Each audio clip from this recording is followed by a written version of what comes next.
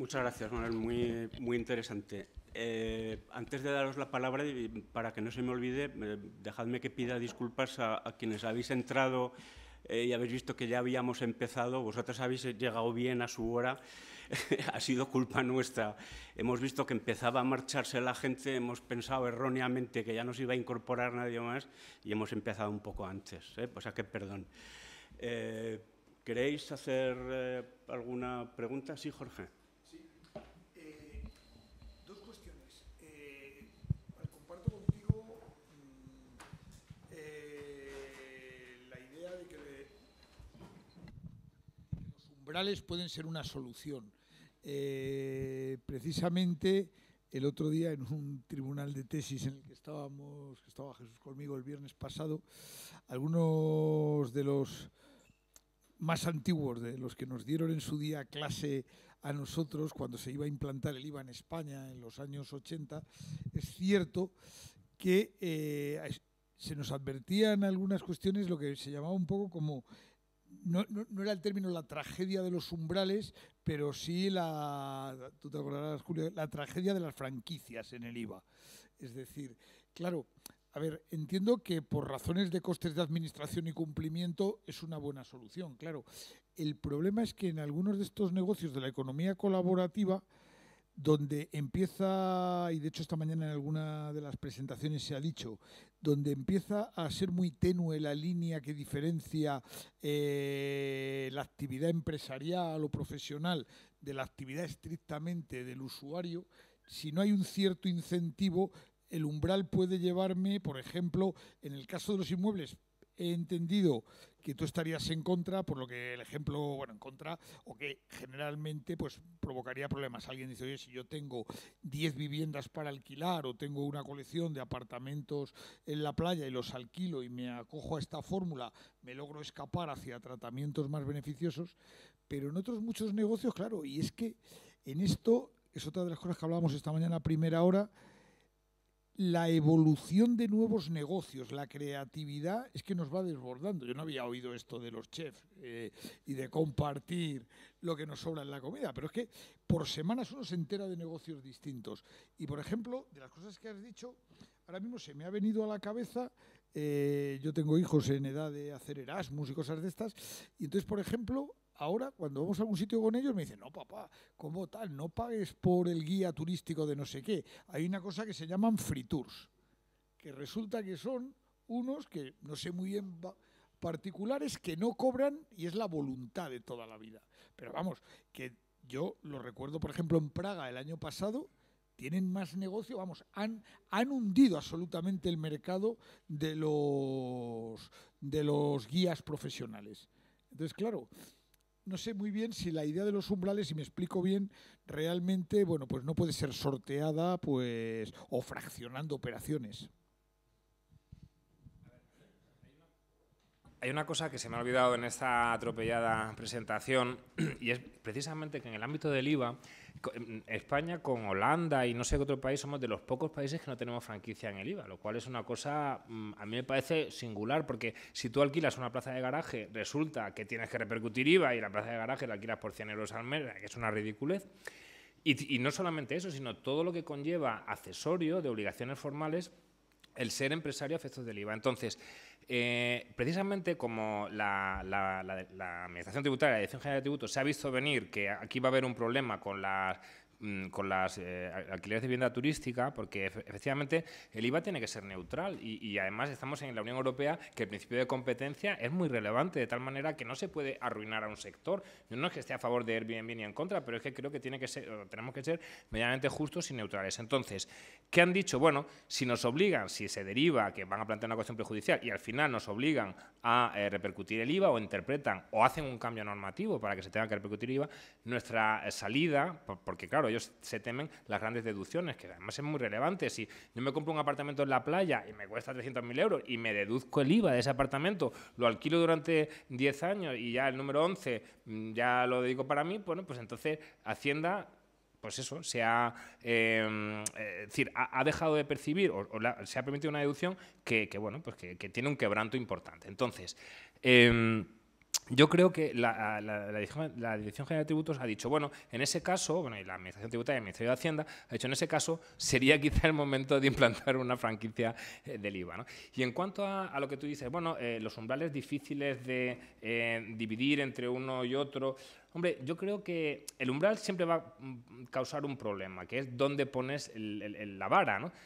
En otros países, por ejemplo, se ha puesto la vara en el ámbito de la vivienda turística en 60 días. Hombre, parece razonable, otros en 90, ojo, ¿no? Pero parece razonable que si lo alquilas durante 6 meses al año o 7 meses al año, pues tienes una actividad económica con esa vivienda. Y si lo alquilas un mes, que es el que te vas de vacaciones y para financiarte esas vacaciones, pues toleras que alguien entre en tu casa, etcétera, bueno, pues eso no se puede considerar una actividad económica. Entonces, quizá esa forma de establecer umbrales puede llevar a diferenciar lo que es auténtica economía colaborativa y darle un tratamiento diferenciado de lo que es interacción ya en el mercado y por el principio de competencia y de neutralidad, etcétera, darle un tratamiento más similar a lo que tiene el resto del mercado, ¿no? Entonces, y luego hay algunas cuestiones, por ejemplo, de los free tours. Yo este verano estuve en Polonia también y estuve con free tours, me parecía interesante y yo le pregunté, era una chica española, y le pregunté, perdona, que yo soy profesor de la universidad, me interesan estos temas de la economía colaborativa, entonces, ¿me puedes decir cómo te pagan, etcétera? Bueno, pues obviamente, además hay doctrina del Tribunal de Justicia de la Unión Europea que dice que las propinas no tributan por IVA. Bueno, y esto supuestamente es una propina. Lo que pasa es que, claro, es una propina sui generis, porque, claro, la gente, bueno, luego no te ponen una pistola en el pecho ni nada, pero bueno, la gente se siente obligada, hay una cierta contraprestación y por eso decía yo lo de la trazabilidad. Hay una plataforma, como todo, estamos en el mundo muy digitalizado, se llama Civitatis, que regula estos free tours. Bueno, pues entonces yo digo, yo pensaba, ¿no? Y digo, no sería capaz, porque yo me apuntaba con Civitatis y Civitatis me daba ya la persona de free tour que me podía. Bueno, pues entonces no se podría exigir a estas plataformas de Civitatis, es decir, que son los intermediarios, es que realmente son los intermediarios como Airbnb los que den una información a la administración tributaria. Es verdad que te puedes apuntar a Civitatis y luego no ir, puede ocurrir. Pero bueno, que den una información aproximada, pueda tomar el 80% de esas reservas, le dé un precio aproximado, medio y tal, y pueda, bueno, pues decir a esta gente. Es que a mí me parece, tengo un trabajo sobre la eliminación del dinero en efectivo. Yo soy contrario a la economía sumergida y soy favorable a la trazabilidad siempre y cuando no se vulnere la intimidad, ¿no? Que, bueno, son cuestiones discutibles, pero es que a mí me da mucha rabia de cuando hay una economía sumergida y una persona no paga impuestos y otra sí lo paga, me parece competencia desleal, me parece insolidario y me parece. Claro, claro.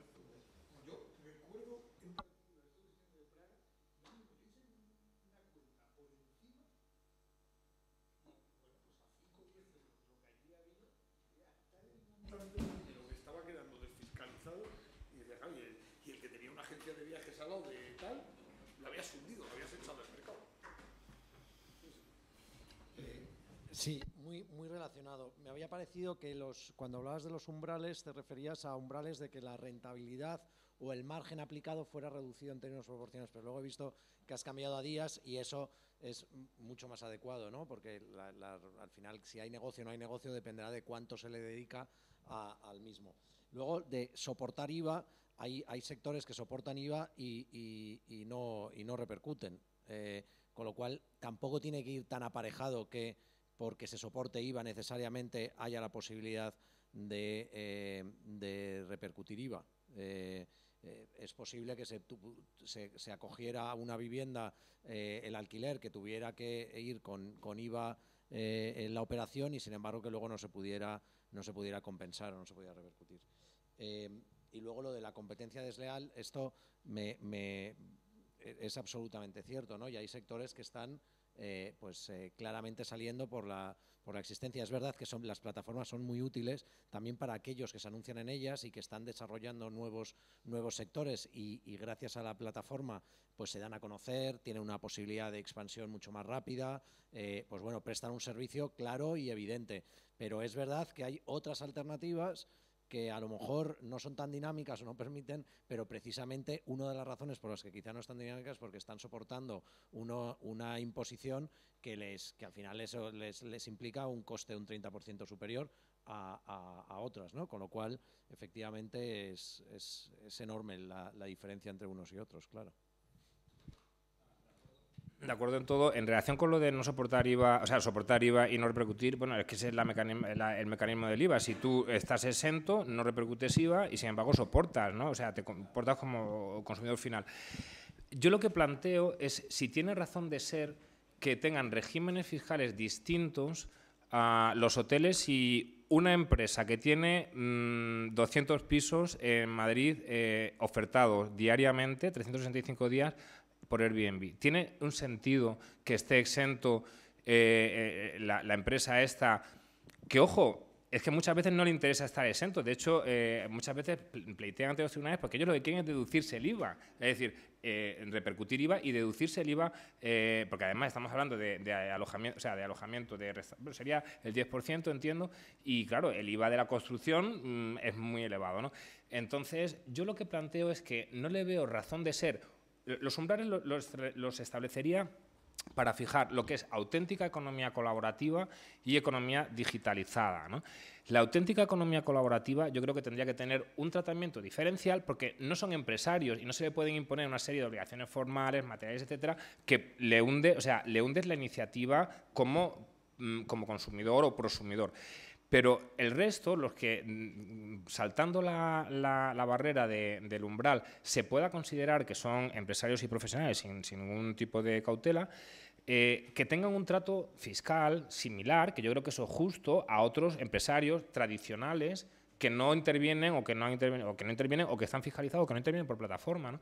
Entonces, a mí eso me parece, hombre, que es una competencia más leal que utilizar flecos de falta de regulación, ¿no? Entonces, es la única cuestión que yo decía, no que obviamente que tú puedes soportar IVA y luego no repercutir y no te lo puedes deducir, eso es el mecanismo del IVA, pero que yo creo que tendrían que ser más igualados esos cuando son sectores que se hace la competencia, como son los hoteles y un empresario que compra viviendas y que oferta en Airbnb.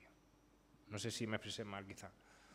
Bueno, yo quería, porque se escucha bien, ¿no? Este es un tema que yo lo he tratado también en clase con los alumnos de una asignatura de Economía de la Regulación que Jorge y yo también hemos compartido otros años y tal, y que desde el principio y casi que cada vez que se plantea estos temas, sea en el foro que sea, siempre tengo la misma duda, ¿no? Hasta qué punto es algo nuevo o algo diferente, ¿no? Entonces, casi llevándolo a un marco conceptual diferente, que sería lo de la contabilidad del PIB y cómo se calcula el PIB, cuando todos hacemos cosas, actividades que tienen un valor económico pero que no está remunerado ni no está cuantificado. Y yo creo que lo que tú has clasificado desde el principio como auténtica economía colaborativa y economía de plataforma, el problema es que aquí hay un componente tecnológico que es muy fuerte. Tu madre con sus 4 compañeras tenía que coincidir, que hubiera 4 de Cáceres, que no vivieran muy lejos unas de otras, que se vinieran a la misma hora y tal. Entonces, el tamaño de ese mercado era tan pequeño que no era mercado. Ahora, cuando tú agregas y masificas, pues te das cuenta de que un guía turístico en Praga que no tendría una reputación para que gente como Jorge lo contratara, pues sí que lo hace porque hay una plataforma que lo permite. Entonces, yo creo que aquí el camino está claro, pero los poderes públicos tienen que ser capaces de exigirle a las plataformas que las plataformas les den la información tributaria correspondiente. Y todo lo demás es que es la economía de toda la vida. Son los apaños que no estaban remunerados, porque yo no tengo cómo pagarle a un familiar mío porque vaya o no debería pagar impuestos, entiendo yo, de ninguna manera, porque un familiar o un amigo mío vaya a recoger a mi hijo al colegio un día que yo no puedo. ¿Cómo mete eso en la economía formal? Es imposible. Y cualquier intento de hacerse va a significar que porque a esas personas, a mí en este caso es imposible que tú me controles de esa manera, porque el control de gestión, y eso ni con umbrales ni de ninguna manera. La otra sí es perfectamente retrazable. Y el reto está en manejar esa información y esos perfiles diferenciados, que yo creo que no son lo mismo y que no son economía colaborativa. Totalmente de acuerdo.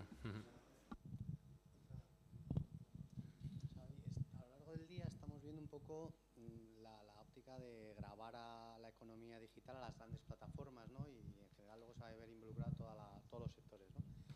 Y una de los argumentos en contra es que esto frena la digitalización de la economía, aparte de que es complicado, ¿no? Pero entonces empezar por grabar, o sea, a mí me parece difícil grabar esta economía colaborativa, primero porque estarías empezando un poco por la parte de atrás. Yo lo veo como un complemento claro a la fiscalidad de las grandes plataformas, ¿no? Pero ¿no sería también empezar grabando este tipo de economía un freno claro a la innovación, a la digitalización, al uso? Está claro que si tú tienes que pagar en Free Tour mañana ya no lo contratarías, habría otra, o sea, plataforma o dejaría de haberla, o sea, ¿sabes? El argumento principal para no grabar a las grandes a muchos niveles es que frenas la innovación o penalizas o estás frenando, ¿no?, la velocidad de digitalización. Por supuesto, en la economía colaborativa vale también ese argumento, ¿no? Esta mañana no he podido compartir con vosotros reflexiones, pero yo creo que son dos ámbitos distintos. Una cosa es la economía digital, lo que estoy hablando, pensando en BEPS 1, acción 1, que ahí el problema que se da es diverso al gravamen de los usuarios y proveedores de servicios. Son como, en mi opinión, dos planos, ¿no? El problema de la economía digital, BEPS 1, es que es muy difícil grabar cosas tan etéreas como que están en Internet, etcétera, etcétera, ¿no? Bueno, hay proyectos, hay una propuesta directiva europea de una establecimiento permanente digital. Por ejemplo, está el impuesto sobre determinados servicios digitales, que quizá yo creo que es por donde en un primer momento era bastante detractor del mismo, pero luego he pensado, si todo es tan complicado de la presencia digital significativa, no solamente para fijar cuándo hay presencia digital, sino que luego estarían los precios de transferencia, es decir, qué cantidad asignas de beneficio a ese establecimiento permanente, lo cual ya es morirse de la exasperación, porque como hay tantas relaciones, a lo mejor, por simplificar, un impuesto indirecto, como serían los servicios digitales, que a la postre grabara algo similar, o sea, que se hicieran estudios económicos y dijeran, bueno, pues, ¿cuánto se graba a las empresas en España? El 25% del beneficio. ¿Cuánto es el beneficio del sector en relación con la facturación? Tanto. Pues si le ponemos un 3% de la facturación, sería lo que pagarían por el beneficio medio, tal. Y eso nos diera una mayor simplicidad, pues yo lo firmaría. Pero bueno, eso es una opinión muy personal. Eso desde el punto de vista de de la tributación de las plataformas. Y en relación con la tributación de los prosumidores, que se dicen, bueno, de los proveedores y usuarios de las plataformas, yo creo que es otro ámbito, es otra liga, y a mí me parece que no frena que tú grabes o que lo metas en la economía, o sea, lo saques de la economía sumergida y lo grabes.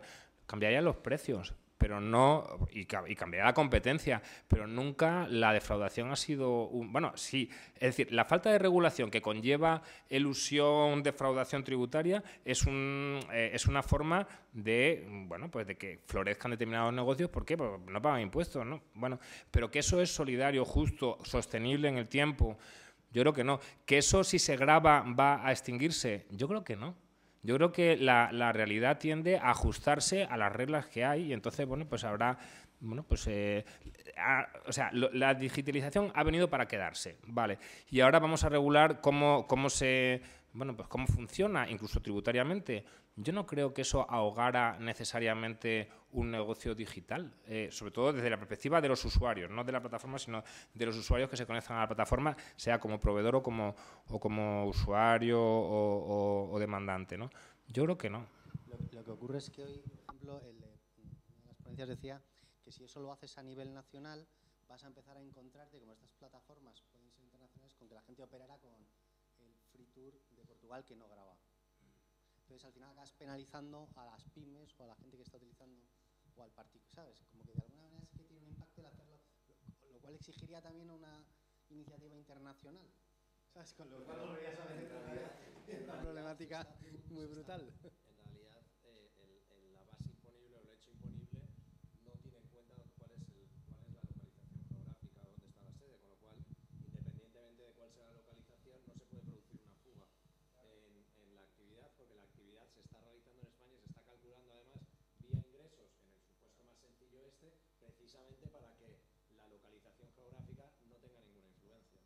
Bueno, justo me has quitado la idea de la boca. Yo pienso que el beneficio, o sea, ¿cuáles son los beneficios? O sea, son reflexiones que yo me hago últimamente, ¿no? Del impuesto sobre determinados servicios digitales. El beneficio es ese, es decir, si estamos buscando un elemento más que es el consumo y el que esté apegado al consumo la recaudación, entonces el beneficio es precisamente el que has comentado. Si le cobras al consumidor en vía repercusión, etcétera, ya se ha eliminado el problema que tú comentabas, porque si tú pagas un Fitur en España, tienes que tributar en España. Si lo pagas en Portugal, pues en Portugal.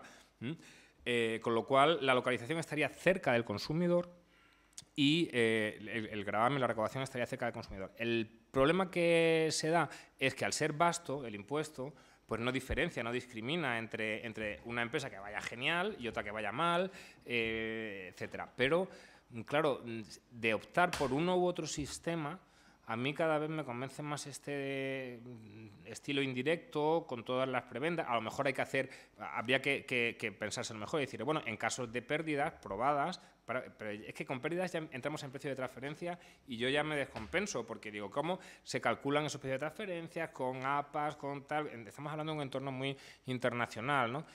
Pero a mí, en principio, si podría establecerse un sistema simple, podría ser el sistema este de un porcentaje sobre la facturación con correcciones, con determinadas correcciones, por ejemplo, de inicio de actividad, 5 años de exoneración, por ejemplo, si me ocurren, o lo que sea, ¿no?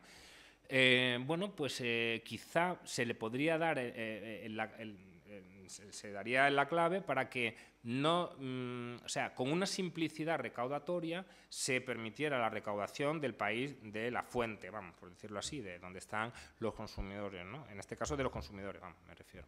Porque lo digital es que es tan etéreo que lo único físico es el consumidor que accede a eso, ¿no? Y que paga con su tarjeta de crédito. Sí, quería preguntar en lo que hemos visto esta mañana de las iniciativas que hay en la OCDE, en la Unión Europea y demás, ¿bajan al detalle de entrar en consideraciones sobre economía colaborativa o no llegan a eso? ¿No? Es decir, no, porque tendría que haber una cierta coherencia también entre lo macro y esto que es algo más micro, ¿no?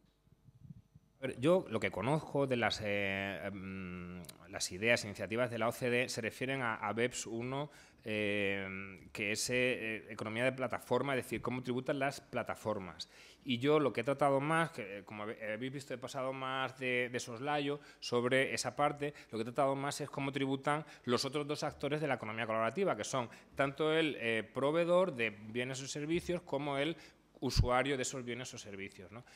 Entonces, que tengan que ir coordinado esto con lo otro, no, porque lo otro es de las grandes multinacionales, es decir, de la gran ilusión internacional, y lo otro es una cuestión, yo creo que más interna de cada país, con lo cual no veo necesariamente, pero vamos, estoy reflexionando en alto, o sea, que no tengo quizá una opinión muy formada, pero no veo que sea tan comparable o que tengan que ir tan acompasadas ambas iniciativas, porque las veo en principio distintas.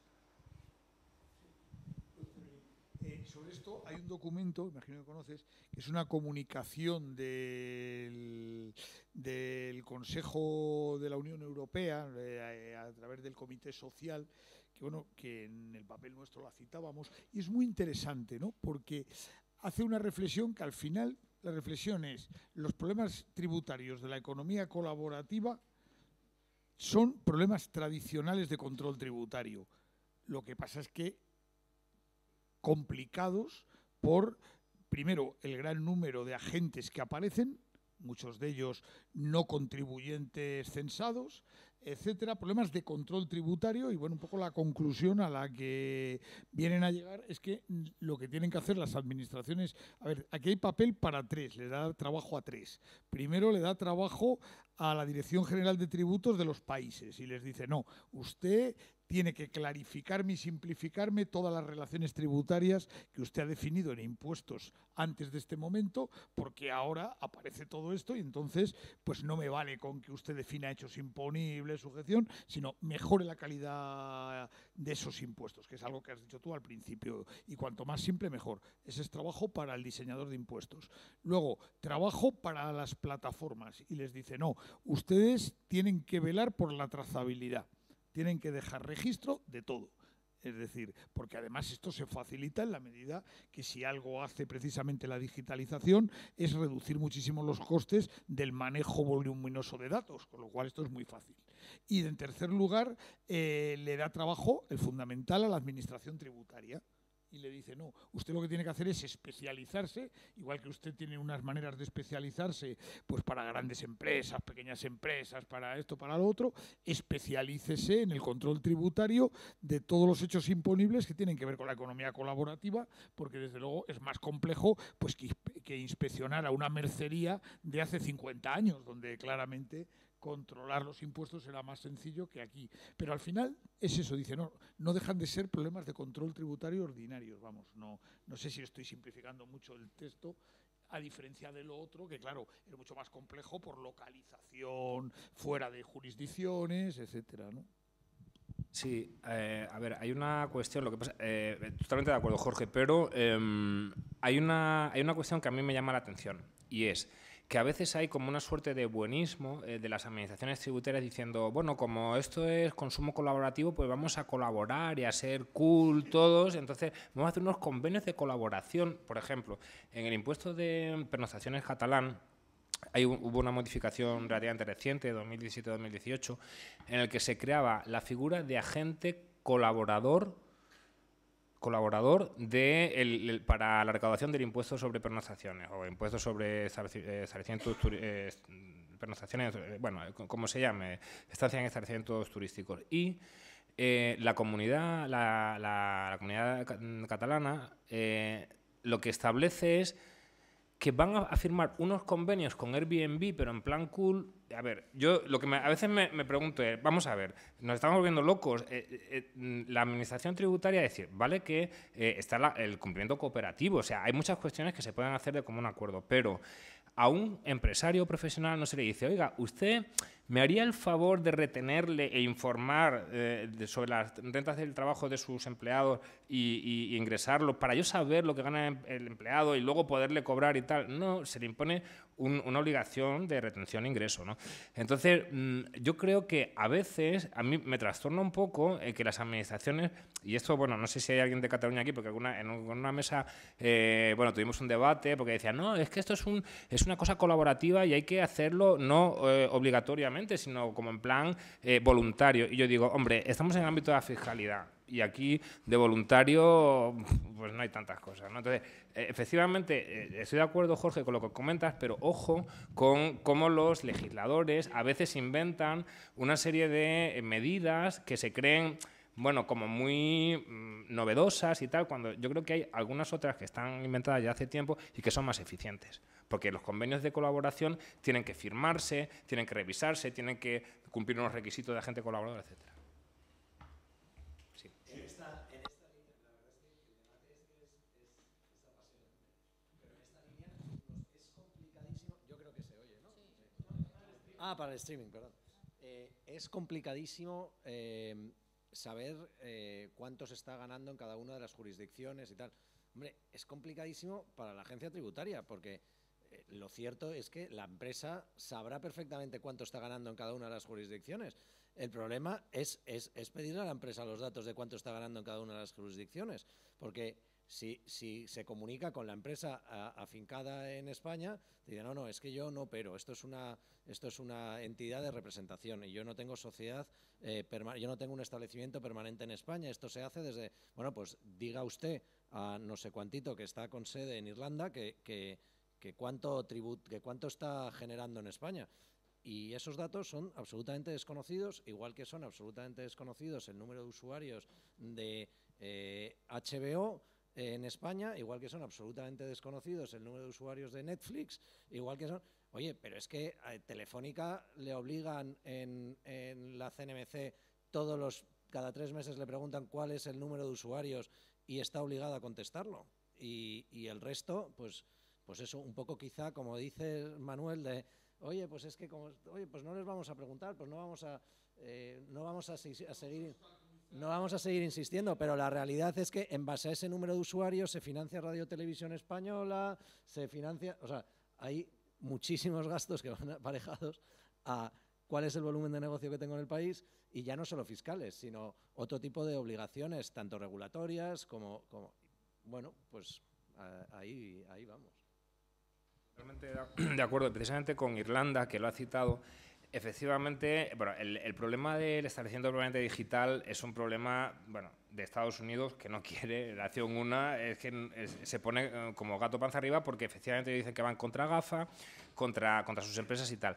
Pero bueno, es una cuestión de reparto de la soberanía tributaria, ¿no? Entonces, y particularmente, yo en algún foro como este he dicho, y a veces se me ha malinterpretado, he dicho, vamos a ver, si el problema es Irlanda, que es un convenio para evitar la doble imposición, España con el... No, pero no, bueno, pues Holanda y Irlanda y Luxemburgo, los sospechosos habituales, ¿no? Bueno, vamos a ver, yo creo que hay que ser un poco... Yo lo dije una vez en el Instituto de Estudios Fiscales y dije, vamos a ver, con que solamente se amagara con plantearse la renuncia del convenio con Irlanda, ¿quién crees? Con solamente amagarlo, y se dice, mira, o regulamos el establecimiento permanente digital bilateralmente o lo voy a tener que denunciar. En una relación bilateral como España e Irlanda, ¿quién perdería más? A mí se me antoja que perdería mucho más Irlanda, con lo cual, bueno, es un poco bucanero esto que yo digo, ¿no? Y me han dicho que es un poco bravata y tal, pero, o sea, nosotros tenemos un convenio que está denunciado con Dinamarca por una cuestión de pensiones de personas mayores que venían a vivir a España, y entonces a Dinamarca no le interesó y dijo, a ver, en las relaciones bilaterales, si yo denuncio el convenio, ¿qué pierdo y qué gano? Pues es que muchas veces hay que medirlo así, ¿no? Y ellos denunciaron y no tenemos convenio con Dinamarca, el único país de la Unión Europea creo que no tenemos convenio, ¿no? Entonces, en relación con Airbnb, si no se cambia el convenio, no se puede gravar los beneficios, aunque se conocieran, aunque se les obligara a... No se puede grabar porque el convenio dice que bueno, si no hay un brick permanent establishment, o sea, si no es de ladrillo físico, no hay establecimiento permanente. Bueno, pues a lo mejor hay que forzar. A Estados Unidos no le vamos a forzar, ¿de acuerdo? Pero es que no está en la posición de Irlanda. Es que Irlanda se da la circunstancia de que es un país pequeño, que por eso tiene una fiscalidad muy interesante, etcétera, etcétera. Bueno, pues yo creo que a veces pues habría que forzar un poco esas modificaciones bilaterales en aquellos lugares en los que sí que tenemos mayor fuerza, como podría ser Irlanda.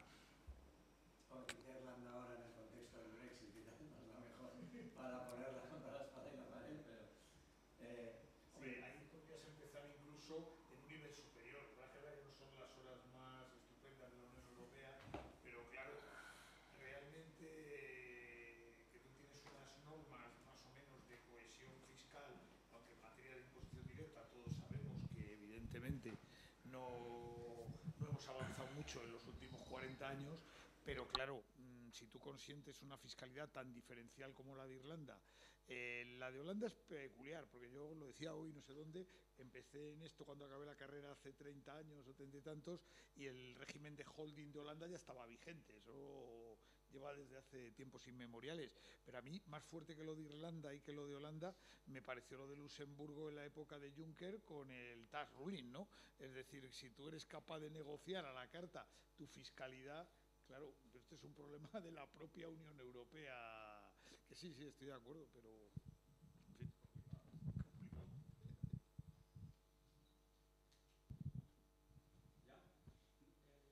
Bueno, pues por fin sí que hemos tenido un debate interesante. Vamos a terminar. Esperamos que el seminario os haya interesado. Lo que queríamos era plantear temas para reflexión y para intercambiar opiniones. Bueno, parece que al menos lo hemos conseguido. Podéis seguir pensando sobre eso porque vamos a colgar las presentaciones y los textos que nos entreguen. En cuanto estén, los colgaremos en la red. Y simplemente agradeceros a los ponentes, a todos los ponentes, a los asistentes, vuestra presencia y vuestra participación. Es muy complicado sacar conclusiones, estaréis de acuerdo, porque hemos visto tantas cosas. Yo solo me atrevo a decir una o una y media. Primero, que después de muchos años de indecisión y de titubeos y en los que apenas se hacía nada, de repente han entrado las prisas y en cuestión de meses disponemos finalmente de propuestas sobre la mesa. El problema es que son propuestas enormemente indeterminadas, con una incertidumbre grandísima y, por lo tanto, tenemos que ver qué pasa en este próximo año, seguramente, para ver en qué se acaban concretando esas propuestas que seguramente, por lo que decíamos en la presentación que ha hecho Jorge, están llamadas a correr distinta suerte. Ya veremos qué ocurre este año. La segunda reflexión, muy personal, es que la globalización y la digitalización, desde mi punto de vista, han hecho que las bases imponibles, no del impuesto de sociedades, de casi todos los impuestos, sean extraordinariamente escurridizas. Y eso obliga, yo creo, a reforzar los medios y el papel de las administraciones tributarias, que son las que a fin de cuentas van a tener que descubrir y asegurar el gravamen de todas esas rentas por razones de eficiencia y de equidad. Por lo tanto, yo creo que hay que tomarse en serio el reforzamiento de la administración tributaria. Y esto, a su vez, tiene también su vertiente positiva, y es que los propios avances tecnológicos vinculados a la digitalización están ampliando enormemente los instrumentos de que disponen las propias administraciones tributarias para tratar de cazar esas bases tan escurridizas. Y hay muchos trabajos recientes que están poniendo de manifiesto efectivamente cómo podrían aprovechar las administraciones tributarias los avances tecnológicos para todo lo relacionado con el Big Data, etcétera, para aprovecharlos para una gestión tributaria mucho más eficaz. Esto es todo. Muchas gracias de nuevo a todos y hasta el próximo seminario.